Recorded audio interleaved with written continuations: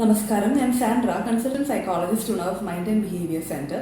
നമ്മൾ ഇന്ന് സംസാരിക്കാൻ പോകുന്ന വിഷയം ഗ്യാമോഫോബിയനെ കുറിച്ചിട്ടാണ്. ഗ്യാമോഫോബിയ ഇന്നത്തെ കാലഘട്ടത്തിൽ വളരെ കോമൺ ആയിട്ട് ഉള്ള ഒരു മെന്റൽ ഹെൽത്ത് കണ്ടീഷനാണ്. അപ്പോൾ ഗ്യാമോഫോബിയ എന്താണെന്ന് അറിയുന്നതിന് മുൻപ് തന്നെ നമുക്ക് ഫോബിയ എന്താണെന്ന് അറിഞ്ഞിരിക്കണം. സോ ഫോബിയനെ പറ്റിയിട്ട് നമ്മൾ ഇതിന് മുന്നേ ഒരു വീഡിയോ ചെയ്തിട്ടുണ്ട്. ഫോബിയ എന്താണ്, അതിൻ്റെ ടൈപ്സ് എന്തൊക്കെയാണ്, അത് ഉണ്ടാവാനുള്ള കാരണങ്ങൾ എന്തൊക്കെയാണെന്നും വിശദീകരിച്ചിട്ട് നമ്മളൊരു വീഡിയോ ചെയ്തിട്ടുണ്ട്.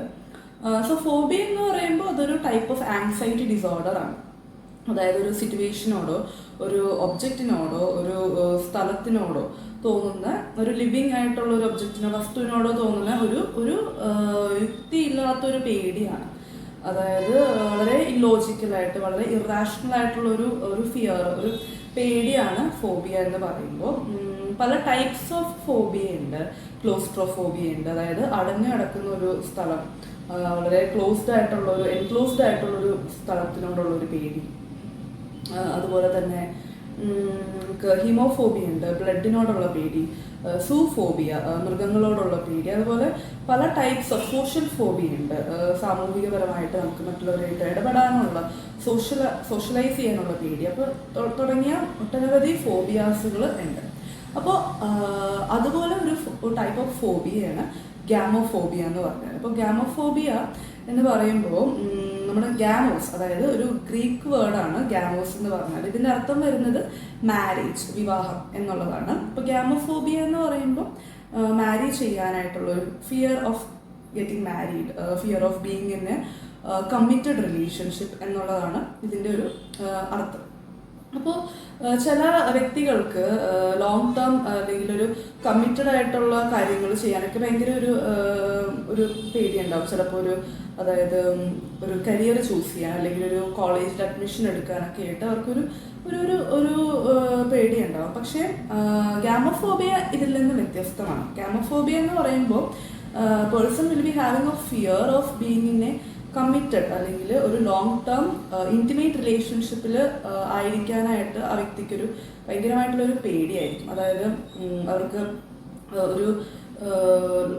ഒരു കമ്മിറ്റഡ് ആയിട്ടുള്ള റിലേഷൻഷിപ്പിനെ പറ്റി ആവാനായിട്ട് അതിനെപ്പറ്റി ചിന്തിക്കുന്നതോ അല്ലെങ്കിൽ അവർക്ക് അത്തരത്തിലുള്ള ഒരു റിലേഷൻഷിപ്പിൽ അവർ ആകാനായിട്ട് അവർ വളരെ ഒരു വിത്ഡ്രോൺ ആയിട്ടായിരിക്കും. അവർക്ക് വല്ലാത്തൊരു ആങ്സൈറ്റി പ്രൊവോക്കിംഗ് ആയിട്ടുള്ള ഒരു സിറ്റുവേഷനാണിത്. ഒരു കമ്മിറ്റഡ് ഒരു റിലേഷൻഷിപ്പിൽ, ഒരു ഇൻറ്റിമേറ്റ് റിലേഷൻഷിപ്പിലാവുക എന്നുള്ളത് അവരെ സംബന്ധിച്ചിട്ട് വളരെ സ്ട്രെസ്ഫുള്ളാണ്, അങ്ങനത്തെ ഒരു കാര്യത്തിനെ പറ്റി ചിന്തിക്കുക എന്നുള്ളത്. സോ ഇതാണ് ബേസിക്കലി ഗ്യാമോഫോബിയ എന്ന് പറയുമ്പോൾ. അതായത് മാത്രമല്ല, അപ്പം ഇങ്ങനെ ഒരു ഗ്യാമോഫോബിയ അനുഭവിക്കുന്ന ഒരു വ്യക്തിക്ക് അവർക്ക് പാനിക് സിംറ്റംസ് ഉണ്ടാകും. അതായത് ഇത്തരത്തിലുള്ള കാര്യത്തിനെ പറ്റി ചിന്തിക്കുകയോ അല്ലെങ്കിൽ ഇതിൽ ഏർപ്പെടുകയോ ചെയ്ത കഴിഞ്ഞാൽ അവർക്ക് അവരുടെ വളരെ പാനിക്കായിട്ടുള്ള ഷോർട്ട്നെസ് ഓഫ് ബ്രെത്ത് അനുഭവപ്പെടാം, ചെസ്റ്റ് കൺജഷൻ ഉണ്ടാവാം, അങ്ങനെ തുടങ്ങിയ ഒരുപാട് ബേസ്റ്റ് അറ്റാക്ക്, പാനിക് അറ്റാക്ക് തുടങ്ങിയ സിംറ്റംസ് ഇതിൽ കാണിക്കും.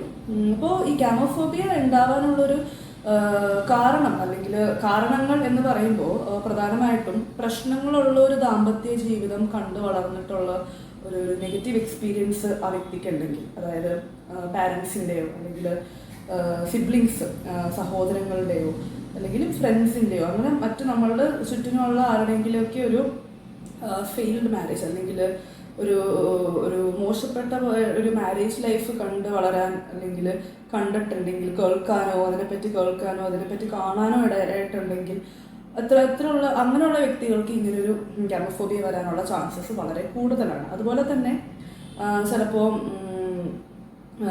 ഇപ്പോൾ പറയാനാണെങ്കിൽ ഇപ്പോൾ വളരെ അബ്യൂസീവായിട്ടുള്ള റിലേഷൻഷിപ്പ്, അപ്പോൾ ഒരു പാർട്ട്ണർ കാരണം ഒരു പാർട്ട്ണറിൻ്റെ പ്രശ്നം കാരണം മറ്റ് പാർട്ട്ണർ അനുഭവിക്കേണ്ട ഒരുപാട് സഫർ ചെയ്യേണ്ടി വരുന്നത് കണ്ടിട്ടുണ്ടെങ്കിൽ, അല്ലെങ്കിൽ ഒരു പാർട്ട്ണർ മറ്റ് പാർട്ട്ണറിനെ അബ്യൂസീവ് ചെയ്യുന്നത് കണ്ടിട്ടുണ്ടെങ്കിൽ, വെർബലി ഫിസിക്കലി ഒക്കെയുള്ള ഒരു അബ്യൂസീവ് ആയിട്ടുള്ള റിലേഷൻഷിപ്പിൽ അങ്ങനെ കണ്ടിട്ടുണ്ടെങ്കിൽ അതൊരു കാരണമാണ്.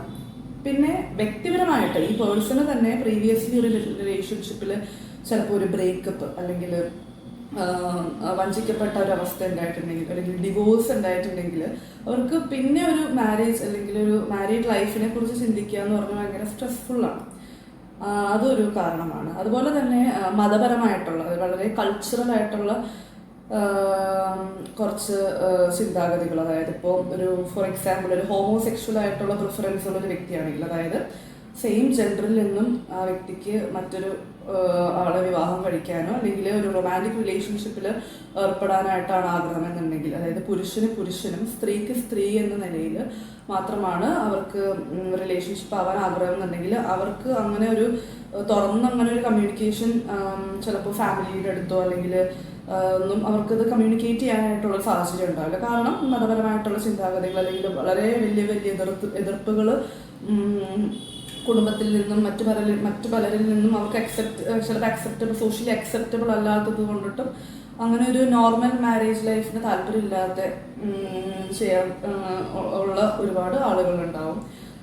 അതുപോലെ തന്നെ വേറെ ഒരു കാരണം പറഞ്ഞാൽ, ചിലപ്പോൾ ഞാൻ ചൂസ് ചെയ്യുന്ന പാർട്ട്ണർ തെറ്റായി പോകുമോ എന്ന് ഓർത്തിട്ട്, അതായത് ഇപ്പോൾ ഞാനിപ്പം ഒരു ഹസ്ബൻഡിനെ തിരഞ്ഞെടുത്ത് എൻ്റെ ഒരു പാർട്ട്ണറിനെ തിരഞ്ഞെടുത്ത്, പക്ഷേ പിന്നീട് എൻ്റെ ഒരു പേഴ്സണൽ സ്പേസ് അല്ലെങ്കിൽ എൻ്റെ ഒരു പേഴ്സണൽ ഫ്രീഡം നഷ്ടമാകുമോ, അല്ലെങ്കിൽ ഇന്നത്തെ കാലത്ത് സ്ത്രീകൾ ഫിനാൻഷ്യലി ഇൻഡിപെൻഡൻ്റ് ആണ്, അവർക്ക് വിദ്യാഭ്യാസമുണ്ട്, ജോലിയുണ്ട്, സെൽഫ് സഫിഷ്യൻ്റ് ആണ്. അപ്പോൾ ഞാൻ ഇനിയൊരു ചിലപ്പോൾ ഒരു മാരീഡ് ലൈഫിലേക്ക് പോയി കഴിഞ്ഞാൽ എൻ്റെ ഒരു ഫ്രീഡം, ഫിനാൻഷ്യൽ ഫ്രീഡം എനിക്ക് എത്രമാത്രം എത്രമാത്രം എനിക്കത് എക്സ്പീരിയൻസ് ചെയ്യുന്നത് കുറയുമോ എന്നുള്ളൊരു പേടി. അതുപോലെ മറ്റു ഒട്ടനവധി സംശയങ്ങൾ, പേടികൾ ഇതിൽ ഒരു കാരണമാണ്. പിന്നെ ലാക്ക് ഓഫ് സെക്ഷൽ അവയർനെസ്, അതായത് സെക്സിനെ ചിലപ്പോൾ സെക്സിനോടുള്ള മിസ്കൺസെപ്ഷൻസ്, ചിലപ്പോൾ പല തെറ്റിദ്ധാരണകൾ, ലൈക്ക് ഇപ്പോൾ സെക്സ് ഒരു പാപമാണ്, അതൊരു തെറ്റാണ്, കുഞ്ഞുങ്ങളുണ്ടാവാൻ വേണ്ടി മാത്രമാണ് ചെയ്യുന്നത്, അല്ലെങ്കിൽ അത് വളരെ പെയിൻഫുള്ളാണ്. Lack of basic sex education ഒക്കെ ഇതിൻ്റെ വലിയൊരു കാരണമാണ്. സോ ഇതൊക്കെയാണ് പ്രധാനമായിട്ടുള്ളൊരു കാരണങ്ങൾ. ഇതിനോട് കൊമോർബിഡായിട്ട് വരുന്ന ഇപ്പോൾ ഗാമഫോബിയനോട് കൊമോർബിഡായിട്ട് വരുന്ന മറ്റ് ഫോബിയാസ് എന്ന് പറയുന്നത് ഫൈലോഫോബിയ, ഫിയർ ഓഫ് ലവ്, അതുപോലെ തന്നെ പീഡോഫോബിയ എന്ന് പറയുമ്പോൾ കുട്ടികളോടുള്ള പേടി.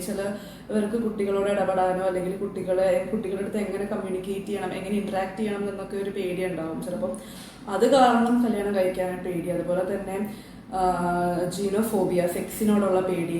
ടോക്കോഫോബിയ എന്ന് പറയുമ്പോൾ പ്രഗ്നൻ്റ് ആവാൻ അല്ലെങ്കിൽ ഡെലിവറി ചെയ്യാനുള്ള ഒരു പേടി. പലരും ഡെലിവറി ഭയങ്കര പെയിൻഫുൾ അല്ലെങ്കിൽ ഓഫ്കോഴ്സ് ചിലപ്പോൾ ലൈഫ് നമ്മുടെ ത്രെട്ടണിങ് ആണ്, ചിലപ്പോൾ നമ്മുടെ ജീവൻ നഷ്ടപ്പെട്ടു പോകുമെന്നുള്ളൊരു പേടി. ഫിയർ ഓഫ് അബാൻഡൻമെൻറ്റ്, നമ്മുടെ പാർട്ട്ണർ നമ്മളെ വിട്ടിട്ട് പോവോ, നമ്മൾ ഉപേക്ഷിച്ച് പോവോ, നമ്മൾ ഒറ്റക്കാക്കിയിട്ട് പോവോ എന്നുള്ളൊരു പേടിയൊക്കെ കാരണം മാരേജിനോട് അവർക്ക് ഭയങ്കര ഒരു താല്പര്യക്കുറവായിരിക്കാം. സോ നമ്മൾ ഏതാണ് ഇതിൻ്റെ ഇപ്പോൾ ഒരു മെയിൻ കോസ് എന്താണെന്നുള്ളത് തിരിച്ചറിയേണ്ടത് നിർബന്ധമായിട്ടുള്ളൊരു കാര്യമാണ്. അപ്പോൾ നമ്മൾ ഇത് എത്രയും നേരത്തെ നമ്മളിത് തിരിച്ചറിയുന്നു, നമ്മൾ അതിന് വേണ്ടിയിട്ടുള്ള ട്രീറ്റ്മെൻറ്റ് നമുക്കിത് എടുക്കാവുന്നതേ ഉള്ളൂ. ബേസിക്കലി നമ്മളിതിന് psychotherapy, cognitive behavioural therapy, CBT ആണ് നമ്മളിതിന് മെയിനായിട്ട് നമ്മളിതിന് യൂസ് ചെയ്യുന്നത്. അതായത് അവരുടെ നെഗറ്റീവായിട്ടുള്ള ചിന്താഗതികൾ, മാരേജിനെ പറ്റിയിട്ടുള്ള തെറ്റായിട്ടുള്ള ധാരണകൾ, ചിലപ്പോൾ അറിവില്ലായ്മകൾ ഒക്കെ നമ്മൾ അതിന് മാറ്റിക്കൊടുത്ത് നമ്മൾ അവരെ ഈ ഒരു ലോങ് ടേം കമ്മിറ്റഡ് റിലേഷൻഷിപ്പിലേക്ക് പ്രിപ്പയർ ചെയ്യുകയാണ് ചെയ്യുന്നത്. സോ അതിന് വേണ്ടിയിട്ട് പ്രീ മാരിറ്റൽ കൗൺസിലിങ്ങും വളരെ ഹെൽപ്ഫുള്ളായിരിക്കും. അപ്പോൾ നമുക്കിടയിൽ ഒരുപാട് ഇത്തരത്തിലുള്ള ഒരുപാട് ആളുകൾ നമുക്കിടയിൽ കൂടുതലും സ്ത്രീകളുണ്ട് എന്നുള്ളതാണ്. അപ്പോൾ നമുക്ക് അങ്ങനെ ആരെങ്കിലും നമ്മളുടെ പരിചയത്തിൽ, നമ്മളെ ഫ്രണ്ട്സോ നമ്മളുടെ പരിചയത്തിലുള്ള ആരെങ്കിലും അങ്ങനെ ഉണ്ടെങ്കിൽ തന്നെ അവരൊരു മെൻ്റൽ ഹെൽത്ത് പ്രൊഫഷണലിൻ്റെ ഒരു ഹെൽപ്പ് അവരെ തേടുക എന്നുള്ളതാണ് ഏറ്റവും പ്രധാനമായിട്ട് ഇതിൽ ശ്രദ്ധിക്കേണ്ടത്. പിന്നെ മാരേജ് എന്ന് പറയുമ്പോൾ ഒരിക്കലും അതൊരു നെസസിറ്റി അല്ല. മാരേജ് എന്ന് പറയുന്നത് ഒരു ചോയ്സാണ്. അപ്പം നമുക്ക് ഇതിന് ആഗ്രഹമുണ്ട്, വിവാഹം കഴിക്കാൻ ആഗ്രഹമുണ്ട്, എന്നാൽ എനിക്ക് ഇങ്ങനത്തെ പേടി കാരണം എനിക്ക് അങ്ങനൊരു വൈവാഹിക ജീവിതത്തിലേക്ക് കടക്കാൻ പറ്റുന്നില്ല എന്നുള്ളവരെ നമ്മൾ തീർച്ചയായിട്ടും അവരെ ഹെൽപ്പ് സീക്ക് ചെയ്യണം. അതല്ല എനിക്ക് മാരേജ് വേണ്ട, എനിക്ക് അങ്ങനൊരു ഫീലിംഗ് ഇല്ല, അപ്പോൾ അങ്ങനെയുള്ള വ്യക്തികൾ അങ്ങനത്തെ ഒരു ട്രീറ്റ്മെൻറ്റിൻ്റെ ആവശ്യം ഇല്ല എന്നുള്ളതാണ്. സോ നമ്മൾ അങ്ങനെയുള്ള ഇപ്പോൾ വിവാഹം കഴിക്കാൻ ആഗ്രഹമുണ്ട് എന്നാൽ അതിന് കഴിയുന്നില്ല, അതൊരു വേദനയായിട്ടുണ്ടെന്നുണ്ടെങ്കിൽ നമ്മൾ തീർച്ചയായിട്ടും അതിനുള്ള തെറാപ്പീസ് എടുക്കുക എന്നുള്ളതാണ്. Thank you.